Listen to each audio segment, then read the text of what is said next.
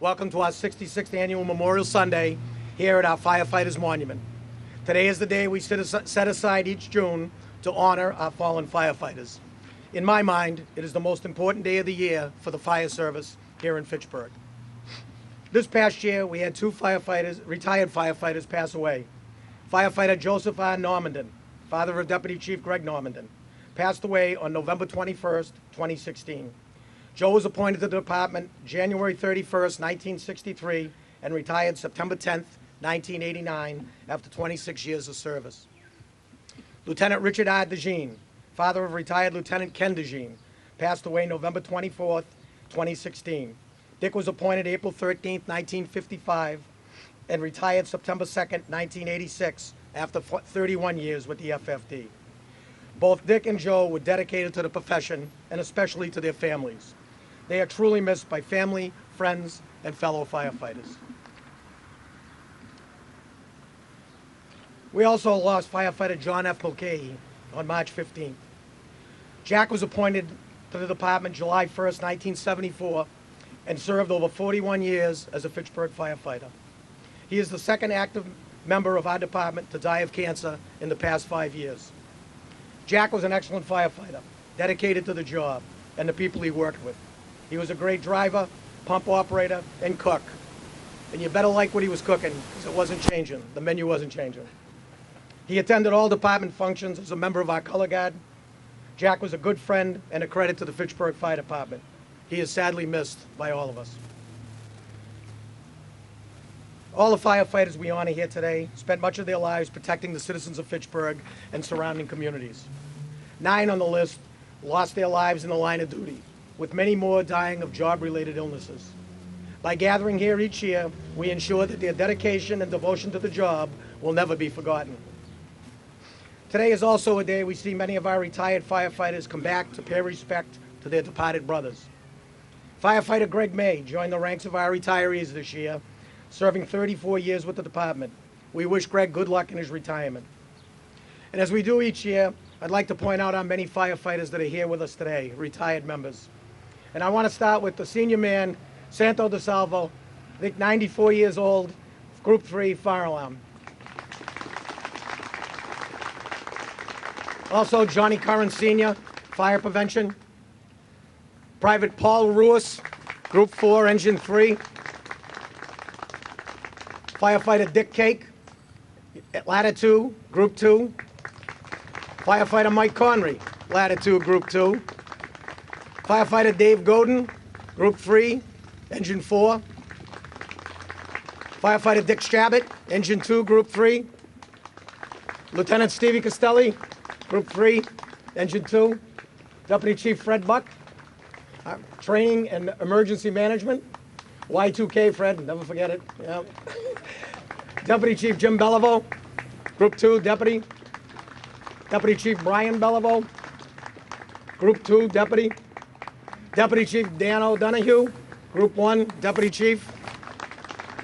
Deputy Chief Bob Haley, Group 3, Deputy. Firefighter Rich Hawthorne, Group 2, Ladder 3. Lieutenant Peter Lair, who helps us out here every year, Group 1, Engine 1. Firefighter Bill Burke, who also helps out here every year, Group 3. Deputy Chief Kevin Curran, Group 4, Deputy. I think I got cons. Yeah, I did. I didn't miss you, Mike. Lieutenant Vinnie O'Connell, Group 1, Engine 2. Firefighter Phil Jordan Sr., Group 3, Ladder 3. Am I missing anybody? Jerry McHugh, Engine 2, Group 2. Deputy Chief Paul Valancourt, Group 2, Deputy. Did I miss anybody? Guys, it's great seeing you here once again.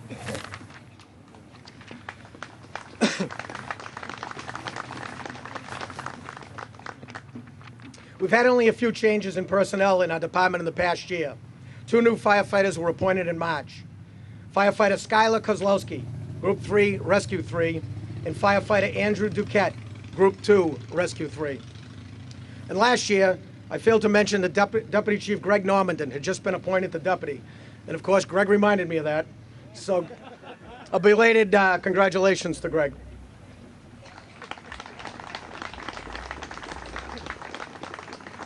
Even though our department has some younger members, we also have many senior and experienced firefighters. Massachusetts firefighters who complete 20 or more years of service are awarded the Massachusetts Fire Service Award. I ask Mayor DiNatale and Council President Mike Kuzmarek to assist me in presenting the service pins and state citations. With 20 years of service, Captain Roberto A. Alisea, Group 2, Ladder 3.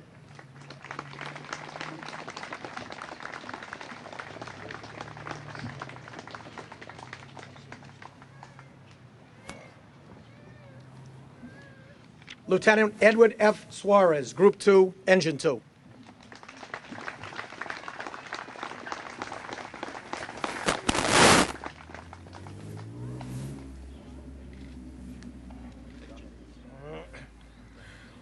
Lieutenant Gregory J. Morin, Group 3, Engine 1.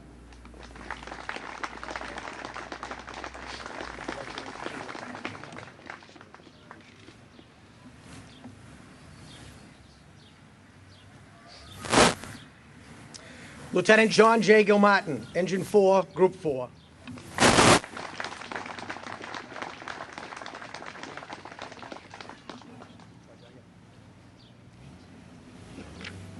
Firefighter Michael J. Pollock, Group 3, Engine 4.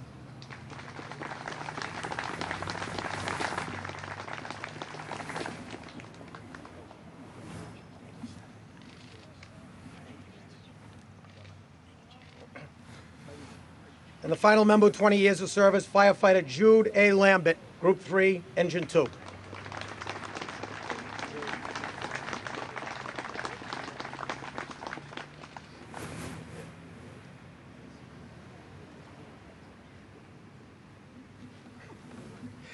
And finally, with 30 years of service, Captain Brian D. Murchie, Group 1, Tower Ladder 3.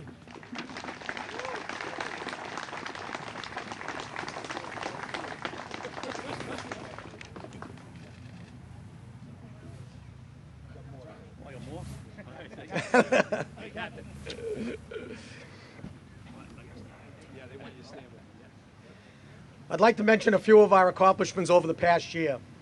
Our new Engine 1, which you see here today, arrived and was put into service at the Summer Street Station in December. This is another great piece of modern fire apparatus added to our fleet. A group of guys from our department did a great job designing this vehicle. We will continue with the help of Mayor DiNatale and the City Council to try and provide the best possible equipment, apparatus, and proper staffing for the protection of our citizens and the safety of our firefighters. Many of our firefighters continue specialized training for the Regional Technical Rescue Team. Approximately 20 members of our department have received training in dive rescue, trench rescue, confined space rescue, high-angle rope rescue, and most recently, an 80-hour course in structural collapse rescue. These team members are very dedicated to this new regional team.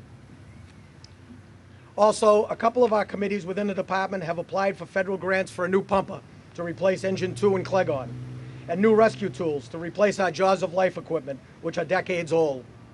In recent years, we have been awarded over $8 million in competitive federal grants for our department.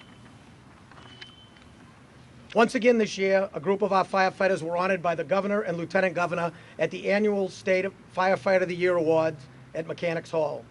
This is getting to be a regular event for our men and women to be recognized at this very high level.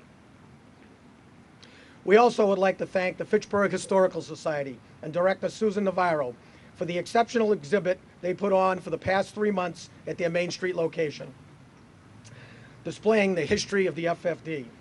Ironically, this exhibit was on display as the former Central Fire Station on Oliver Street was being torn down. We would like to especially thank firefighter Phil Jordan Sr. and Kathy Flynn for their hard work on this remarkable exhibit, honoring our history.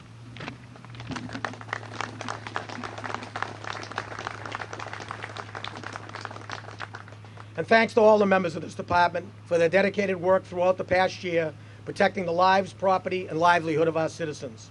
With the very high number of emergency calls we respond to each year, I could not be prouder of the work our people do and the dangers they face every day they report to duty.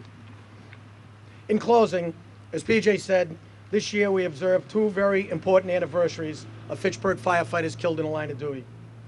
50 years ago on December 10th, Captain Jim Belleville lost his life on Fairmont Place at a general alarm fire.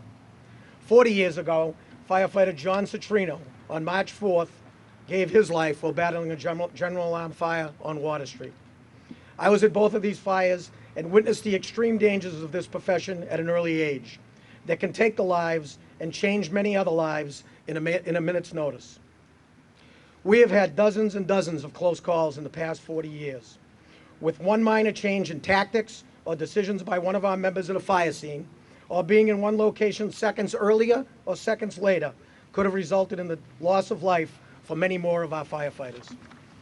Of the 251 members we honor here today, I had the privilege of working with 83 of them and personally knew another 50. I have seen firsthand and heard many stories of numerous times these firefighters put their lives on the line for this great profession and the people we serve. May the stories, images, and memories of our firefighters that have gone before us be in our hearts and our minds forever. Thank you, and God bless the FFD.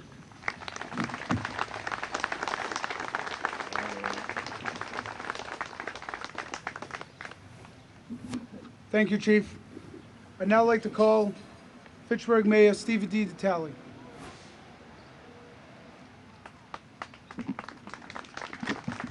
Thank you, ladies and gentlemen. Good morning, Chief Roy, Deputy Chiefs, Captains, Lieutenants, firefighters, family and friends. Also present, my partners in community service, Councilors Boschman, DiNatale, Donnelly, Joseph, Green, Clark, and of course, President Michael Kuchmerek. Also present, school committee members Marisa Fleming and Elizabeth Walsh. I also want to recognize our friend and community as well, former Mayor Dan Mylott. Every year we gather at Fitchburg's Firefighters Memorial to honor our firefighters with special gratitude to those who have lost their lives for the safety and protection of our community. And it is also a time to remember those firefighters that have passed on before us. Most recently, firefighter Jack Mulcahy. Jack was a friend of mine and a friend to many. He was here a year ago. Today we pause to recognize the sacrifices of our firefighters to ensure that our community is as safe as possible. This is a time to show gratitude and appreciation for keeping our families and our community safe. I want to thank Chief Roy for diligently working to assess the needs and improve the operations of the Fitchburg Fire Department. This administration will continue to support the needs of the Fitchburg Fire Department within the framework of fiscal responsibility. I want to congratulate Chief Roy, he just mentioned, and Group 4 for being honored by the Commonwealth this November for their heroic acts of bravery and team effort during last year's double fatal fire on Walton Street. This past May, June, and July, the department faced a number of fires on West Street, and I can say in all certainty, our fire department provided excellent fire and emergency management services to the citizens of Fitchburg, and when needed, to our surrounding communities as well. If you believe it's only about fires, let me remind you of the ice storm of '08. Being a firefighter takes initiative, passion, and constant growth, and we see this in our Fitchburg firefighters. Through ongoing training and structural collapse training in particular, the chief mentioned scuba diving training, rope rescue, trench rescue, confined space. These individuals are trained to the highest level possible. That makes them better prepared to perform their duties for the benefit and the protection of life and property in the city of Fitchburg. These brave men and women of the Fitchburg Fire Department deserve our respect and our gratitude.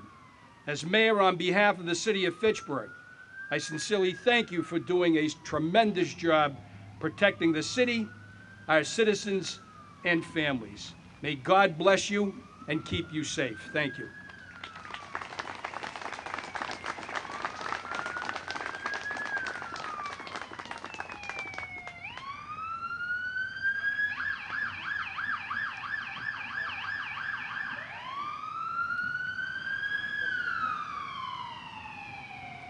Thank you, Mayor DiNatale. Before we call our guest speaker up, on behalf of the Fitchburg Fire Department, I would like to thank the Clinton firefighters who made the trek up here today to support Chief of Department John McLaughlin. I think there's roughly 18 of those guys in the crowd today. Thank you for the support on this day. Our guest speaker, Chief John McLaughlin, is the Clinton Fire Chief.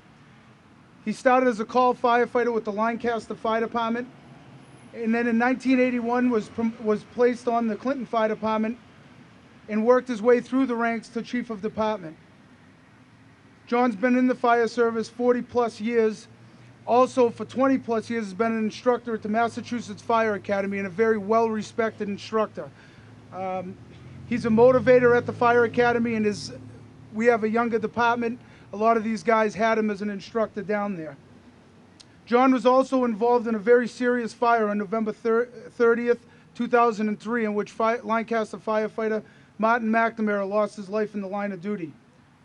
My personal opinion is, if Deputy Chief at the time McLaughlin was not at that fire, many more firefighters would have lost their lives that night. Because of John's experience as a firefighter, his knowledge of the job, many other firefighters went home that night to their families. John was seriously injured that night and knows the true meaning of laying your life down for somebody else. Without further ado, Chief McLaughlin.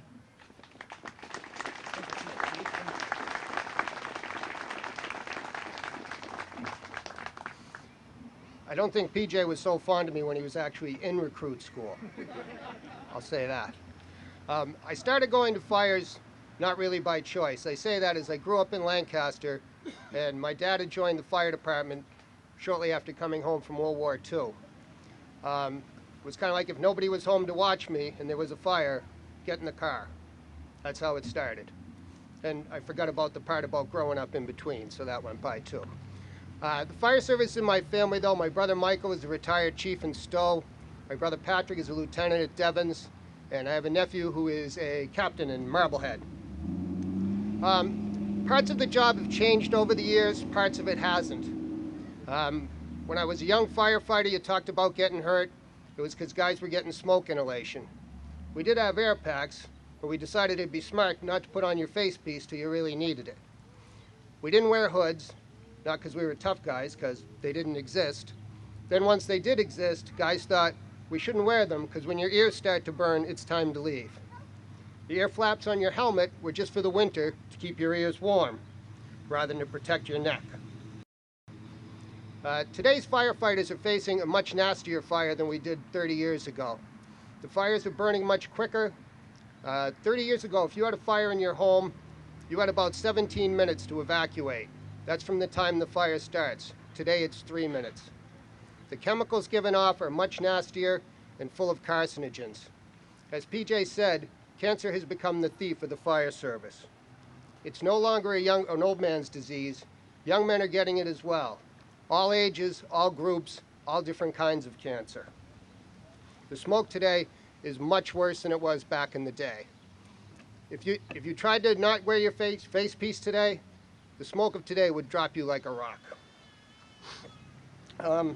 I knew I'd gone to fires over the years in Fitchburg, but I'd kind of forgotten how many. So I had the pleasure of meeting Phil Jordan Sr., the department historian, who let me use his book, and I picked his brain for a while, and a lot of fires came back to me. As a kid, I was always listening to the scanner.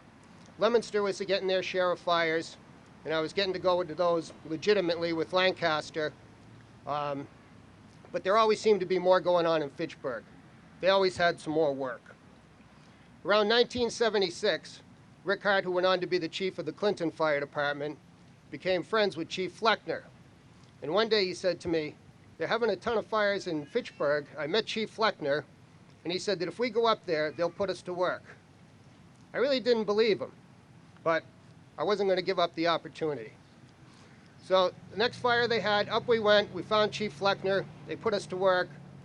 It was hard for me, but I just kept my mouth shut and worked. And I'm sure not all the guys were keen on it, but we got to go to quite a few fires there. I was 18 years old, and without even knowing it, the members of the Fitchburg Fire Department were teaching me how to move hose, pull ceilings, open walls, dangers of slate roofs, when to go from offensive to defensive tactics at a fire, setting up collapse zones. I didn't even know I was getting it, but I was absorbing it like a sponge. It did go on okay for a while. No one beat us up, so we kept going. I remember the FWDs, the Persh aerials, the Boston aerial that was here for a while, and the MSA pack.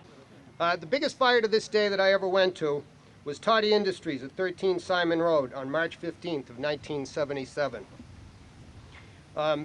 Just before that, on the night of March 4th, 1977, we were at 360 Water Street. We were just getting off Route 2 in Leominster when the collapse occurred.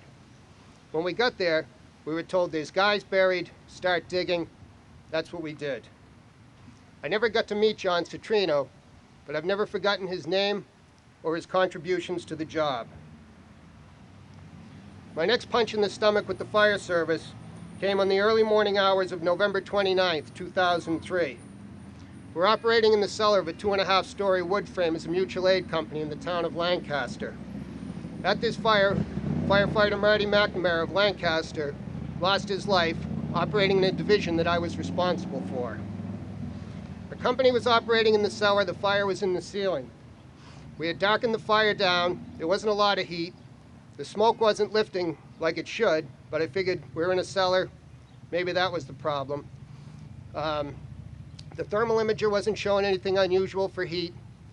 I got to low air. I gave the imager to one of the other guys, said I'm going out to get another bottle, followed the line, and the line disappeared. The line had become buried under storage racks that had tipped over and buried the line. There was a lot of combustibles in the cellar, and it was very narrow passageways. I went back to the guys, told them we were getting out, and as I got back to them, it was like a black veil was just pulled down. Pitch black. The visibility before that was about 3 feet, which is pretty good for a fire, but it went down to nothing, 0. Told all the guys we were getting out. Everybody started hustling along the line. I climbed up over a pile of stuff, tipped over, fell down, got kind of lost. Didn't call a mayday, thought I was all right, thought I knew what I was doing. Finally, my vibra alert started to slow down, and I knew I was in trouble. I called a mayday, got about 3 more breaths out of the bottle, and it was done. I took the regulator out, put my face piece down against the floor, and waited. Fortunately for me, I made it right to the bottom of the stairs.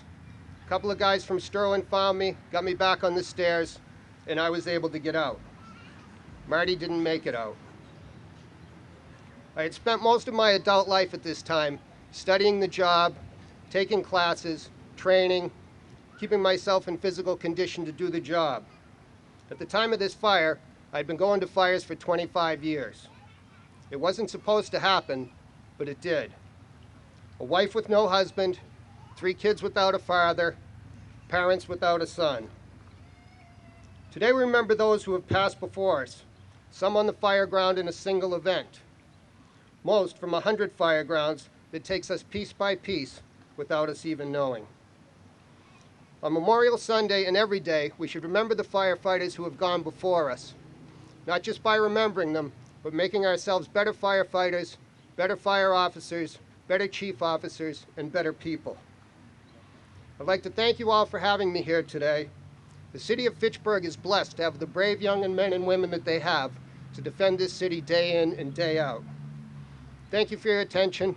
God bless.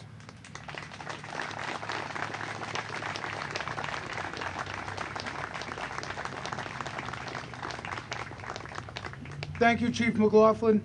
We will now have a selection by the Westford Fire Department, Pipes and Drums.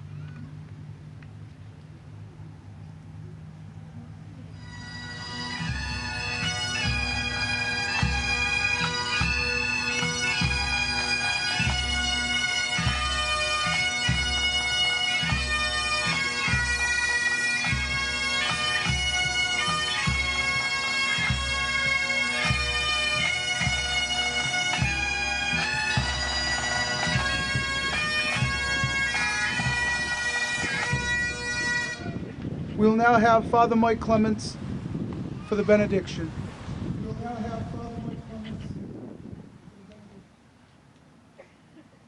Because God has chosen to call our brothers home to his loving care, especially our brothers who we honor today, we pray that they will be welcomed to the table of God's children in heaven. With faith and hope and eternal life, let us continue to assist them with our prayers. But let us pray to the Lord also for ourselves, that we who remember them today may be reunited together again with them in the glory of heaven. Let us pray. Lord God, whose days are without end and whose mercies are beyond counting, keep us mindful that life is short and the hour of death unknown. Let your Spirit guide our days on earth in the ways of holiness and justice, that we may serve you together with all your people, sure in faith, strong in hope, perfected in love. And when our earthly journey is ended, lead us rejoicing into your heavenly kingdom, where you live and reign forever and ever. Amen. I'd like to thank Dolores Normandin, the wife of firefighter Joe Normandin, and Miss Debbie Jeffries, the sister of firefighter Jack Mulcahy, for assisting us place the wreath. This concludes our ceremony. I'd like to thank all the groups for stepping up and making the monument look good. Most notably, retired firefighter Bill Burke, who steps up every year and trained me to run the Fireman's Sundays 20 plus years ago. Also, Fire Lieutenant Richie Liberatore, who with 40 years on the job is still a driving force in keeping the monument up and planting flowers. And him and Lieutenant Jack Martin and the members of the department work very hard to take care of our monument, which we hope will start to have some changes in the next few years. As usual, all the children of the firefighters are allowed to march back with their fathers back to Central Station. We invite you all back for coffee and donuts and hamburgers and hot dogs. We hope you all attend and check out the trucks. Thank you guys very much. We'll form up in the street and the kids can join you out there. Thank you very much for attending.